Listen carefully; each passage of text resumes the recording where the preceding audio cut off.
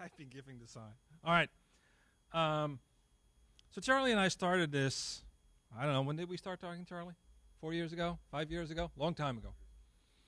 And I think what just happened here is typical for what we always deal with when we talk about planning, which means that there is some initial commitment, but people never stick it out. Is that the right way to say it? But it's interesting, right? Because how many RSVPs did we have? 55. Right? With the speakers and everybody together, it would have been 70 people. I think at the best moment here, we had maybe 30. Right? So we had 30 people, and at the end of the day, a lot of the people have left. And I think I'm kind of going to give you the pessimistic part. And the reason I can do that is because I'm going to Boise. I can say whatever I want. What's are they going to do? Fire me? Doesn't matter. But I think I'm going to try to be really honest with you. Right? And sometimes that's not what people want to hear, but at least I can say that I said it.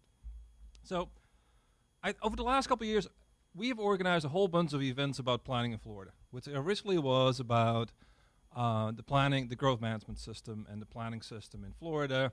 And I think at that time we all started agreeing that the system, although it might have been okay and the idea behind it was good, it was never fully funded, it was never fully implemented, and it didn't really have the effects that we had hoped it would have.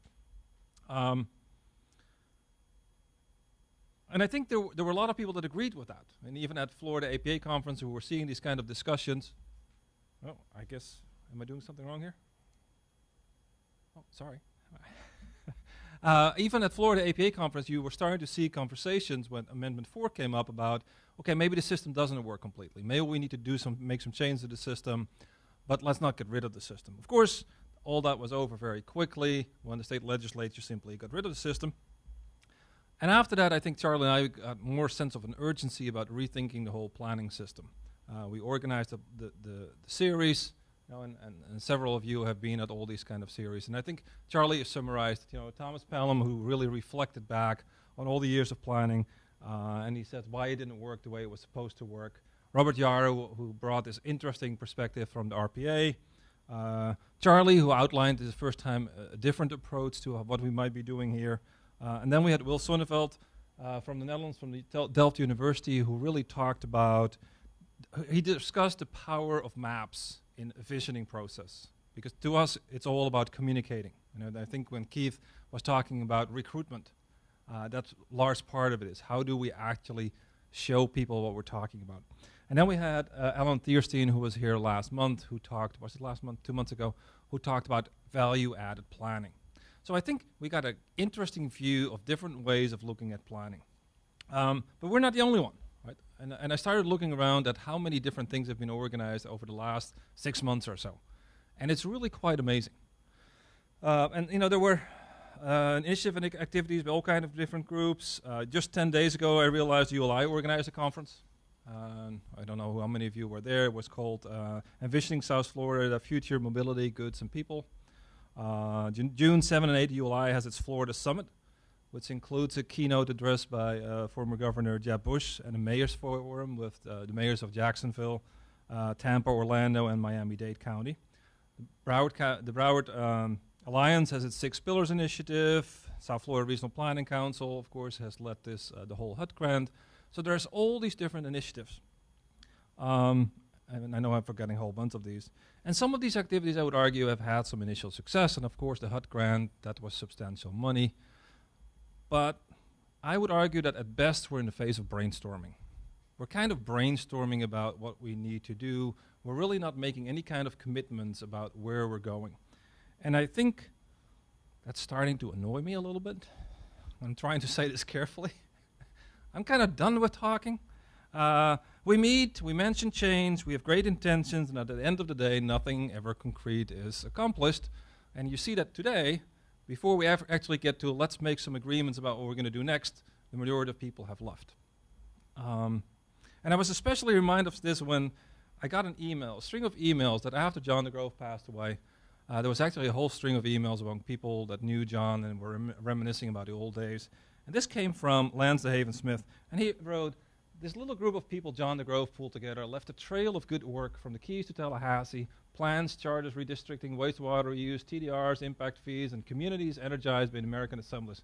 It was quite amazing, And I'm very, very glad I was part of it. And it was really just a small part of this whole string of emails about things where they were talking about what has happened. And I think, to me, the most essential part is this string of a trail of good work from here to Tallahassee. And I'm wondering, how much good work is still being done. We're doing good work, but it's all fairly small. And it seems to me that this sense of urgency, Randy talked about urgency, and I think some of the people on the panel talked about, there is no sense of urgency. And quite frankly, I think that as a region, we need to do better. It's just not good enough. I think we're falling behind. We're increasingly falling behind.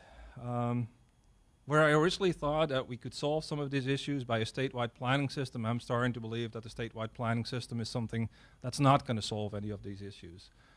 I think a statewide planning system can ensure that we're making informed decisions about how to use our land, and it can force us to think about the local, but I'm not sure that it's going to do much good to South Florida, and quite frankly, I don't really care what it does for Tallahassee or what it does for Orlando. I care about this place, and even though I'm leaving, I do actually care about this place.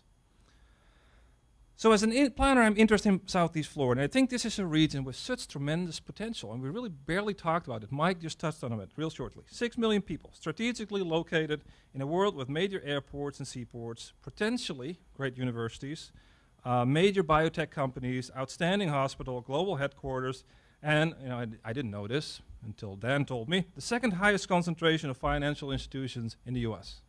Second highest concentration of financial institutions in the US. That's a tremendous asset. So when in 2005 the concept of mega regions was introduced, I think that's about when it was introduced by different people at the Metropolitan Institute, Virginia Tech, the Brookings Institute, Lincoln Institute, RPA, America 2050. It should not have been a surprise that we were one of 10 emerging mega regions. Right? Now it's interesting to me to see what that region is. It's pretty much everything except for the Panhandle. A couple of years later, in 2009, a study by the same people, Florida was identified as one of 6 regions that was expected to accommodate a major portion of the growth, together with Southern California, Northern California, the Piedmont, the Gulf Coast, and the Texas Triangle. And Chicago was not part of that. Just one of 6 regions. Now, this came out last month. By City Studies, I don't know if anybody has seen this. It came out in April, America's Metro Regions taking center states. The only mention of Florida is on page 16. And on page 16, it actually talks about Jacksonville, and Jacksonville has had a collaborative community planning process since the early 1970s. That's it. That's the only mention of Florida in this entire document. And to me, that's embarrassing. If you're one of the 6 fastest growing mega regions, and in these national reports they don't even pay attention to you, we need to do a better job. But what's more important to me, besides that we're not mentioned, is that we're not involved in the discussions. We're one of these 10 mega regions, we're one of the 6 fastest growing ones, but I don't think anybody here, except every now and then I see somebody from the Regional Planning Council who is involved in that, is involved in these discussions. It is other people somewhere else talking about our region.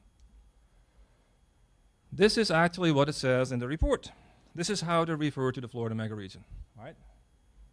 Is one of the fastest growing in the nation, possesses a wealth of diversity, with 6 of every 10 new residents in the last decade coming from foreign countries.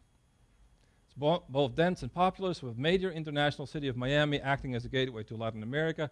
Regional strategies to protect the Everglades have preserved the national heritage of the state. And then it gives the things. That's all there is about this mega region. And my question to you is, do you actually recognize you in that description? Is that really how you would describe this mega region? And my answer would be, I would probably not. I might have some of those statistics on there, but the text would certainly be different. But this is how we're described in these national documents. And I really looked. There was nothing else. This was it. Now, there have been so-called super-regional leadership conferences. There were 6 in 10 regions. Of course, I expected, and it would have been really good for this presentation if we had not been involved, but that was not true. There was actually one of these conferences in Florida on May 9 or May 8, 2009. There was one organized by the Central Florida Partnership. What's interesting, Robert Yarrow, who was here, Robert Lang, who was here, and this is what they talked about. And to me, it was interesting when I saw this slide that is published again. Is this South Florida? I mean, really, Miami-Dade, Broward, Palm Beach County are where the highest density or highest population is in this region, but we're not even part of this kind of discussion about these super regions. That, to me, is something we need to address. We cannot just let this go by. Now, if you look further, I actually found a report, and the report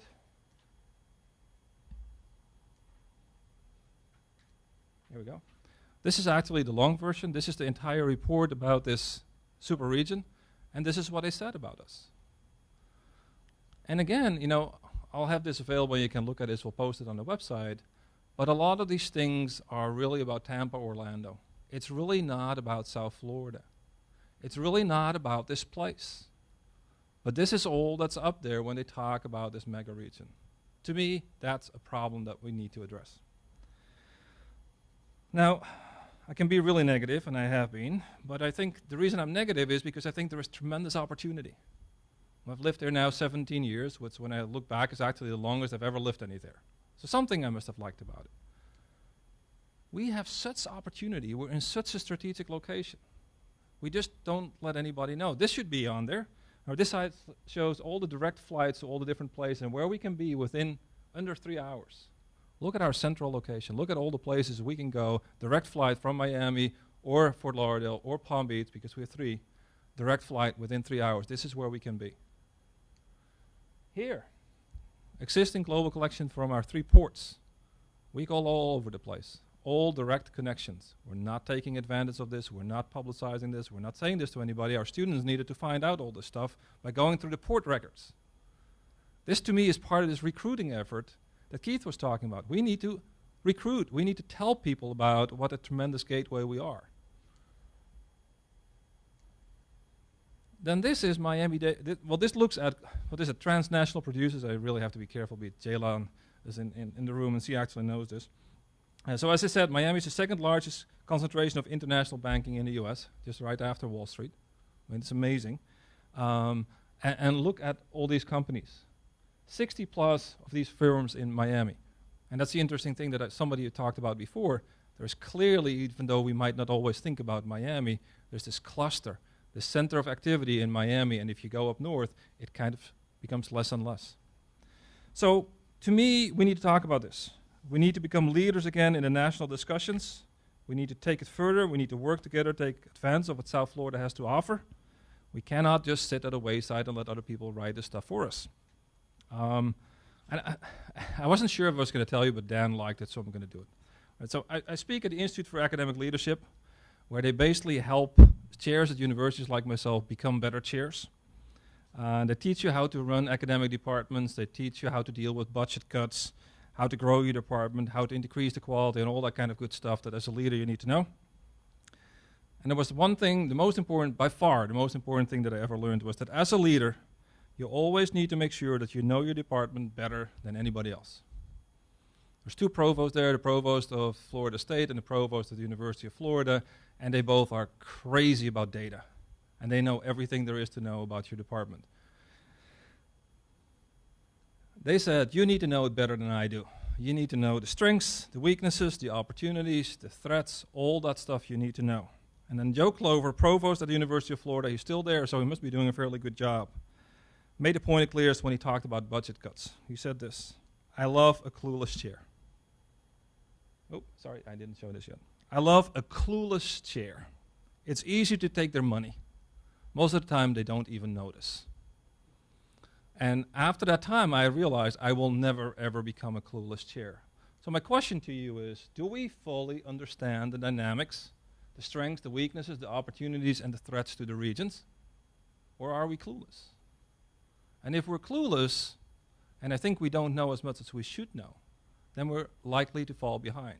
You were talking about being one of the 10 global regions. we're never going to be one of those 10 global regions if we don't start talking about this, and if we don't start understanding what this region is really all about. That goes beyond just talking about mobility and all those kind of things. So I'm increasingly feeling that our region are similar to this Clueless share. We don't understand our region. We don't really know what's going on in the region, which means we can't be competitive, in my opinion. Which reminds me of another comment that somebody made, I think it was 5 years ago, at her lunch. Charlie was there too. And he says, Jaap, the question you need to ask yourself is simple. Are you relevant? And I thought it was a really interesting question. Are you relevant? And are we relevant as a region? And then the next question to that is, what are we doing, I would say, to become relevant or to remain relevant? And I think that's really what we need to talk. And it's just a sense of urgency that Kevin mentioned it before. I mean, I don't think we have that sense of urgency. We're living in this new global world. We need to understand how this works. We need to understand this region better. Now, I'm negative, but Charlie has a much better solution for that. Charlie's like, I don't want to do this.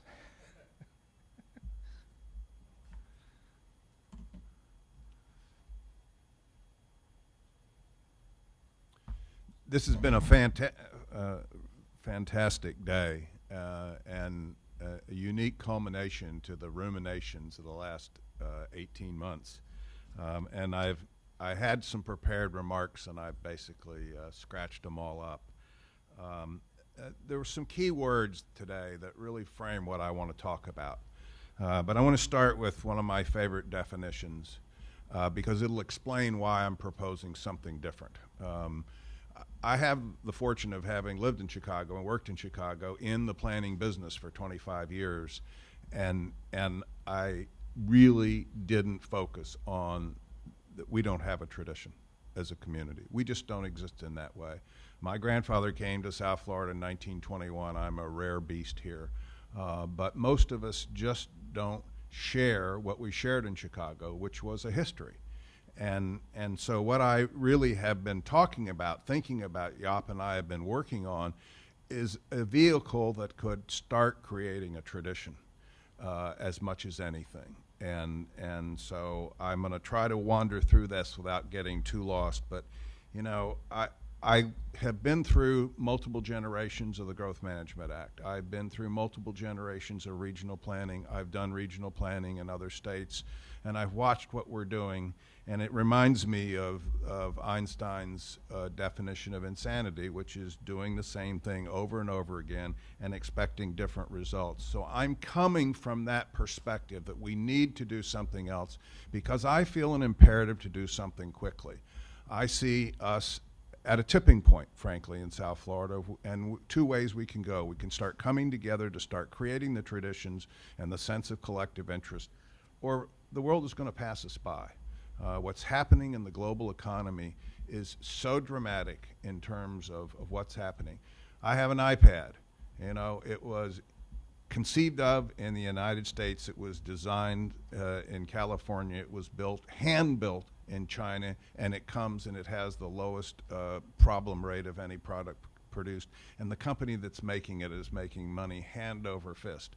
And we're not a part of that in South Florida. And the companies we have can't get employees. And they can't get employees to move here because they see South Florida in two extremes. They look on the web, they look on TV, they see South Beach. I want to live there, I want to visit there, but I don't want to stay there. I don't want to raise my children there, I don't have family there. And they look at the rest of the landscape and they don't want to live in suburbia.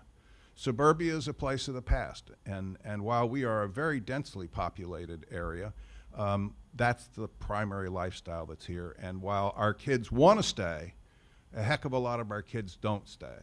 And a heck of a lot of our kids are living in New York or they're going to Chicago. I grew up in South Florida. I went to Chicago for 2 years. My deal with Dick Babcock was after my 2 years, if I prove that I'm a good professional and I can be a part of your firm, you'll open an office in South Florida and I will be able to work in that office and hopefully ultimately become the partner of that, in charge of that office. I stayed 25 years, and I stayed there not because of the cold, not because I loved it. It was a great city and a great place to raise my kids. They got an experience growing up that they would have never gotten in South Florida, and you can't hardly get it in South Florida unless you're extremely wealthy, and that doesn't serve us well. So we've been trying to think about how can we make a difference? How can we try to create something that will go in a different way? And they really, the panel this morning gave me the phrase for it. It's a trusted place. We've lost the trusted place, which the Joint Center once is.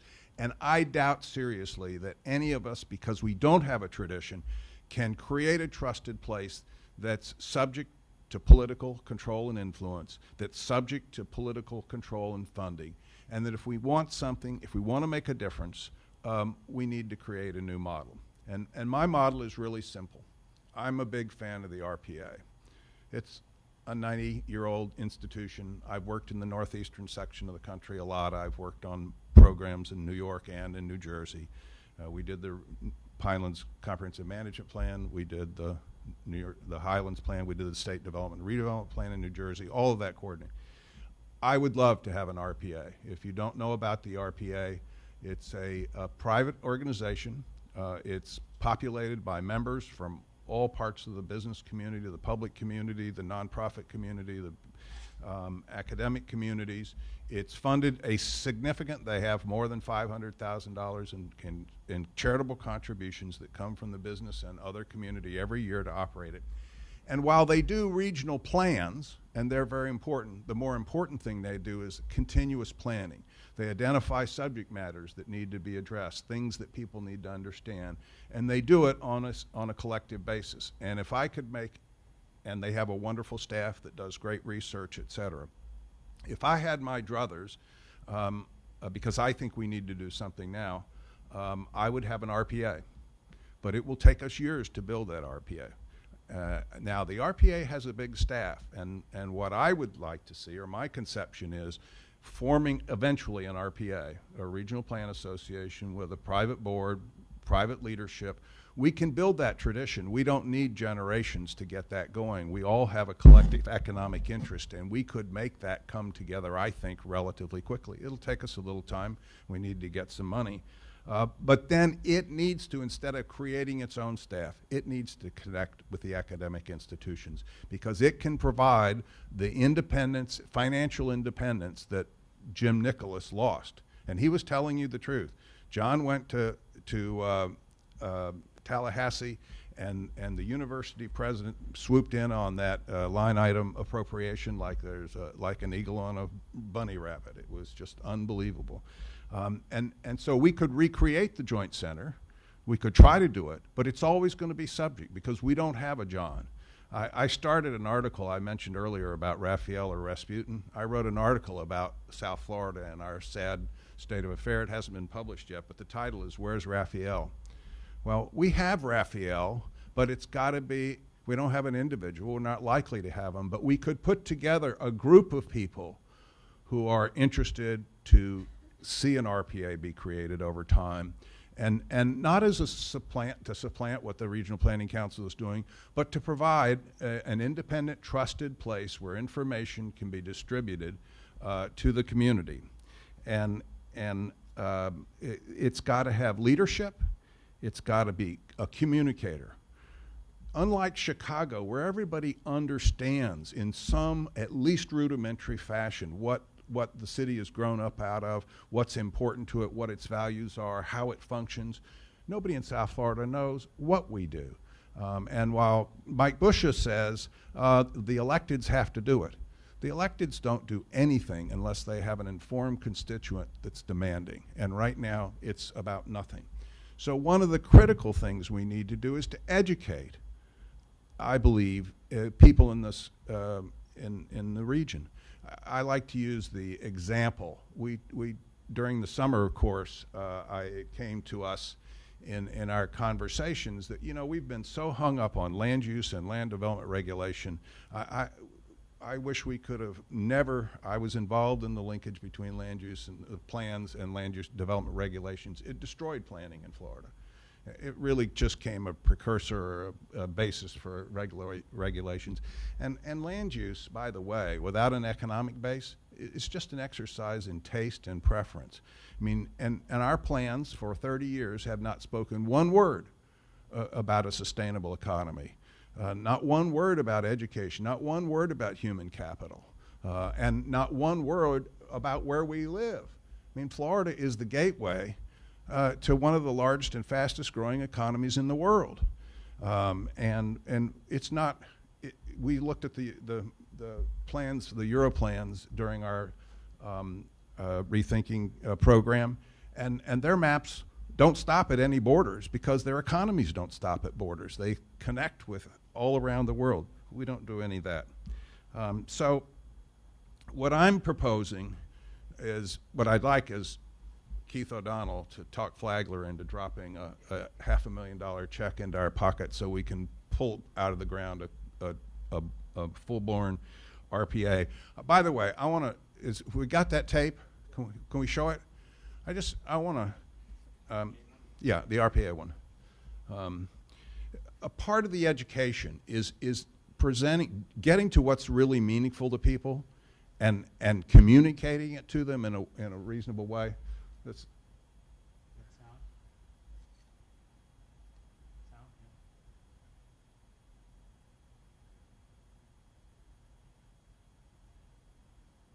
Just a sec, sorry. Do we have sound? Yep.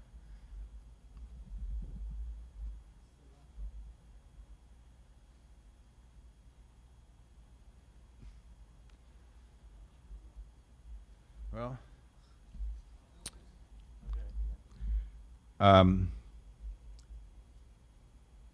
so what I'm proposing is that we have to start somewhere. We're not going to build anything instantly. We don't have pixie dust we can drop on the seeds and have a full-blown plant here. And so what I'm proposing is to create a working group to take a leadership role in developing, ultimately leading to an RPA. And that working group would launch as an initial project what we've dubbed South Florida Index. And that would be a source of information provided to the community at large, accessible over the internet in meaningful ways, not tables and charts. Now we'll go. There is no big project that doesn't cross political lines, that doesn't cross city boundaries. And having an organization that can pull together the political leaders, the civic leaders, the business leaders, to have those conversations about what the investment strategies are that we need to implement to ensure that New York City continues to grow and thrive in the years ahead is what RPA brings to the table. For nearly a century, they've looked forward. They've been the impetus to this city through many administrations to plan, to invest, to create, to give this city the infrastructure that it needs to accomplish its objectives. It's staffed with innovators and outside-the-box thinkers. It stays attuned to the best new developments on a worldwide basis, and its concentration on our region, and understanding the nuances from community to state, metropolitan area to metropolitan area has been key in its success, and its success has actually played out in so many of the communities under its guidance. To have an organization that's trusted, that comes with a cachet and legitimacy like RPA does, they're perfectly positioned to help us to embrace a future, not a future of austerity, but a future of abundance and a future of opportunity. It's if you understand how Newark integrates with the larger region, not only the larger region speaking of New Jersey, but with New Jersey, Connecticut, New York, all forming one major metropolitan area, that we started thinking about integrating plans and starting to work together, not through competition, but through cooperation, we would better create, first of all, most importantly, a higher quality of life for all those who live in this area, but also find ways to expand the pie in ways that are very significant. The Regional Plan Association has been a catalyst for a lot of creative thinking, and the kind of thinking actually gets mirrored now around the country. They were early, one of the first such organizations certainly that I know of, and have been enormously effective. It shows there's economic gain to be gotten from planning. This doesn't mean no growth. Smart growth doesn't mean no growth. It means sustainable growth. Growth that means you can still live there. You can have jobs there. You can have children educated there. And you're not going to pollute your own den, as it were. You're going to allow it to be there for future generations. The research is amazing. It's quite agnostic initially, doesn't go in with a point of view, but is really thinking about what the elements are that need to be studied, need to be understood. It's very empirically based and quite validated before it's distributed. And that just gives it enormous credibility. And then the advocacy is really based on the research. Our public transportation system is what separates us from nearly every other American city. And no one understands this truth better than the RPA. Take Moynihan Station, one of the great projects of our generation. When completed, it'll expand capacity in the most heavily used transit hub in North America and strengthen a critical link in the Northeast Corridor. As an urban center, we're competing with cities across the globe. RPA understands we can't abandon investment in projects that are key to improving our economic future. Government can't do it on its own. Business can't do it on its own. General public cannot do it on its own. You need an organization like the RPA that knits it all together as it has for its past 80 years and as it needs to in the future. And that's why I'm committed to it. That's why the rest of our board members are committed to the RPA. So we have the extraordinary staff that we have at the RPA. And generally that's why we have the support of New Yorkers in advancing the agenda that we have had in the past and we will continue to in the future. So my idea is to create an RPA ultimately. I want to start with a working group, but I don't want to build the staff they have. I want the staff to be our academic universities in South Florida. They've got the disciplines we need. They need to be more involved in what's happening with our community, and I believe there's a real opportunity to make this a reality. It's the only thing I can think of that is a potential near term, and you don't have to swallow the elephant all in one bite. We could start by a single subject. I said during the summer, if we implemented our plans in South Florida by just informing our citizens of the consequences of their housing location decisions, what the consequences are for our carbon footprint, what it costs to travel, their location. Everybody, I always talk about our employees always go look for housing on weekends, you know, and they say, they come back and tell us we found a house, we love it, and it's in West Lake Worth, and we're going to move there. And then they actually went on Saturday when there was no traffic, and then they start commuting to Boca Raton, and they discover that their lifestyle sucks because they're spending 2 hours of their day.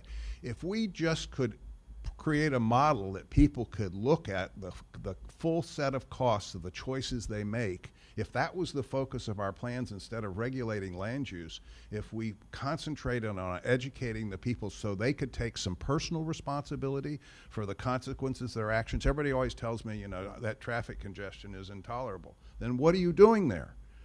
I mean, if it's intolerable, you made the choice. You choose when you're going to go and how you're going to do.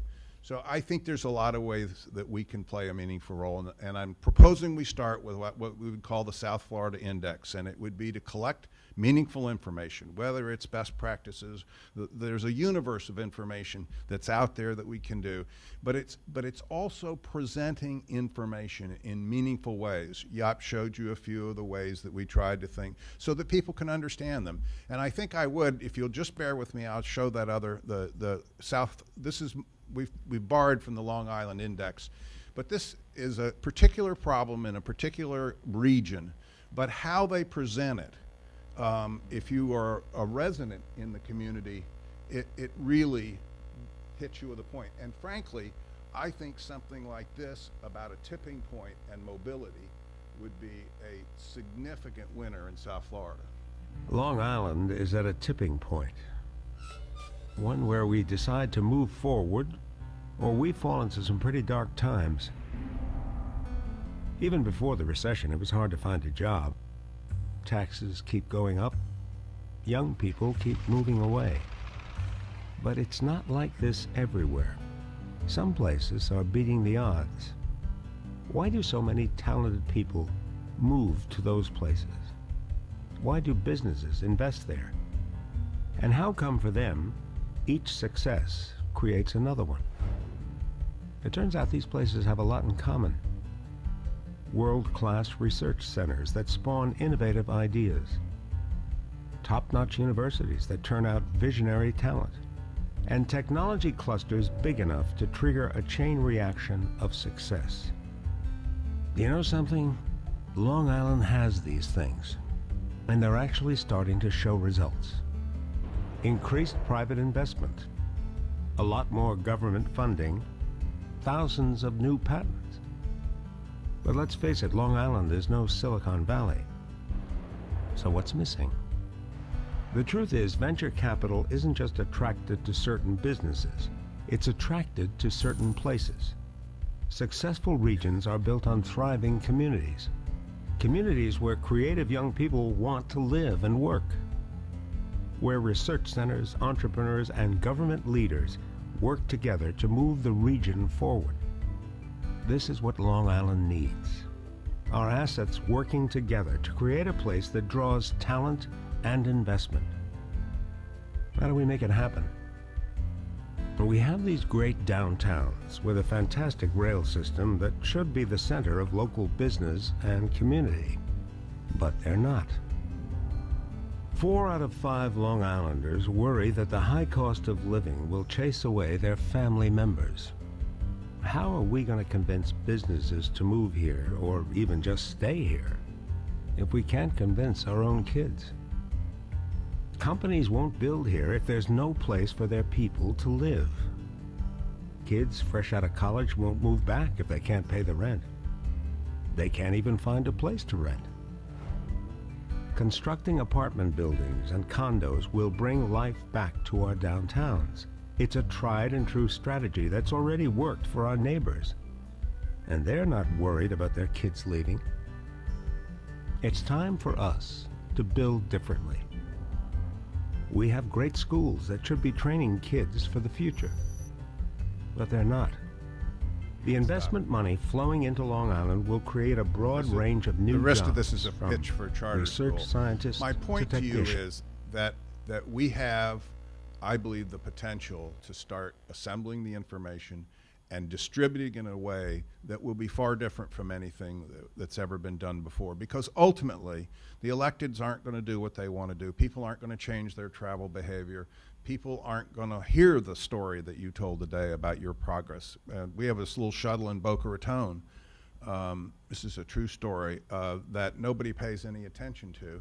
And I was before the Planning and Zoning Board a week ago or 2 weeks ago and talking about this planned mobility initiative we have in the northwest part of town. And the former growth management director for the city of Boca Raton now who's retired, sits on the Planning and Zoning Board. And during the conversation, I said, you know, people always talk about alternative modes of transportation not working in Florida, and you should pay attention to the growth and ridership on that shuttle every month, every year. It is growing, and it is a big part of our long-term future. And so when we got to the question, she said, Charlie, you said about the shuttle in the northwest sector. Is there a shuttle? So what I'd like anybody who's interested, we want to try to convene anybody who's interested. David has already graciously volunteered to participating and helping me go forward. I'm not a John DeGrove. I won't ever be close, but I'm prepared because I believe, like John did, in the future of our state, and that it's vitally important to our children and our grandchildren. I think we need to focus on our economy. We need to focus on human capital. I think we need a regional plan that starts. And I have a little quote about what I think it has to be. And our goal should be, is what it takes for South Florida to be competitive in the global economy on a sustainable basis within the context of its human capital and its natural built environment. That's what I think we need to be doing. I don't see our institutions going there. I don't see this as competitive or displacing the existing planning institutions. I see it bringing, an opportunity to bring the private sector together. I think it's got to be funded by the private sector, or it won't be a trusted place unless it's independent from political numbers. And so we encourage anybody who's interested. I'm not going to be deterred. I'm disappointed that Jaap is not going to be a part of it. We've been talking through this for about 4 years.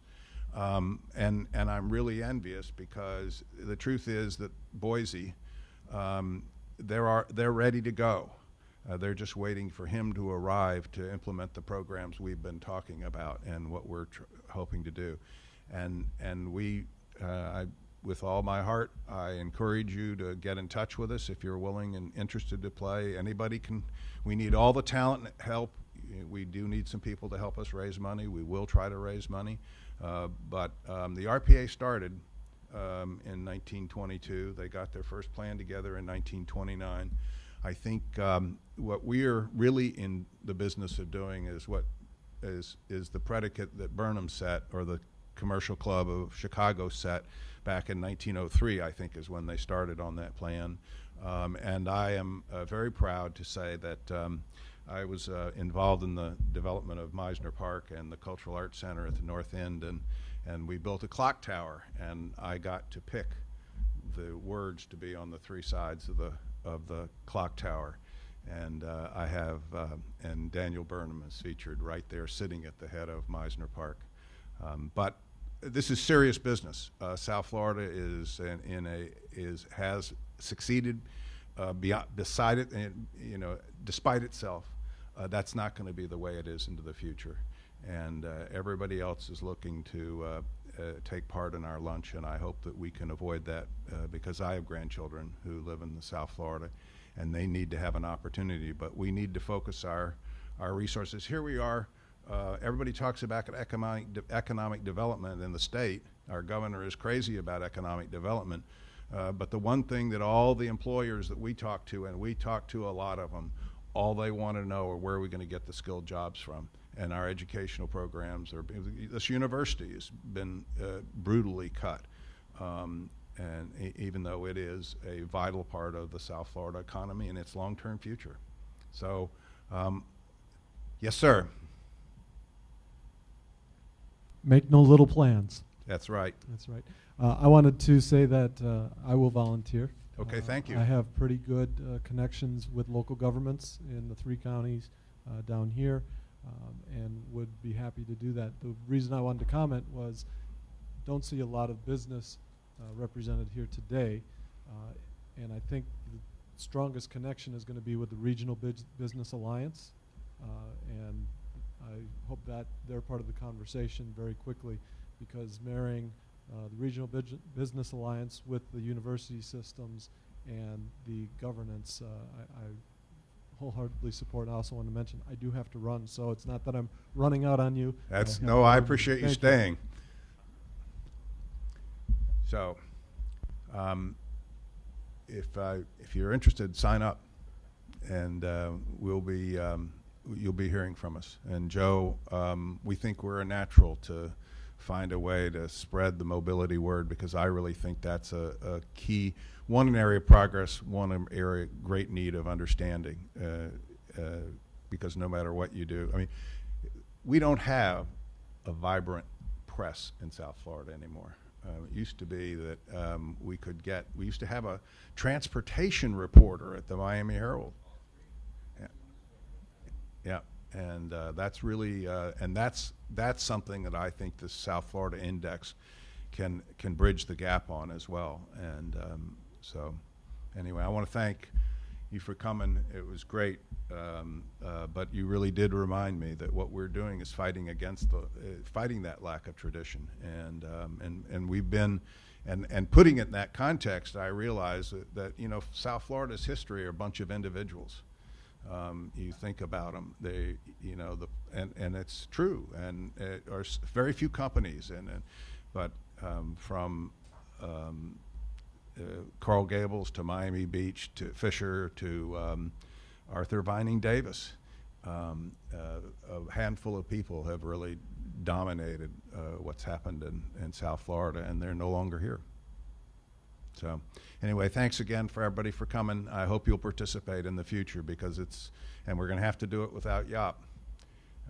But I think the lesson of John DeGrove, the legacy of John DeGrove, needs to be revived. We can't bring him back, but we can, I think, create a process that will create a trusted place that can be a source of information and guidance and help and assistance and make a difference. And that's what we all ought to be about. At least that's my view. So thank you.